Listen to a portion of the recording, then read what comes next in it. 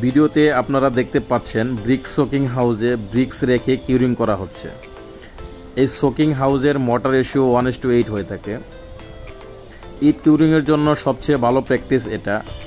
অনেকে ইটকে স্ট্যাকিং করে সাজিয়ে রেখে পাইপ দিয়ে কিউরিং করে, যেটা মোটেও ভালো প্র্যাকটিস না।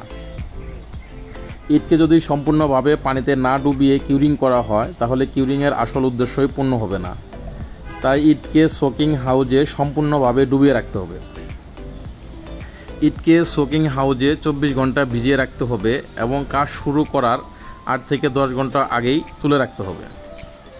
এই কাজটি করা হয় মূলত দুটি উদ্দেশ্যে।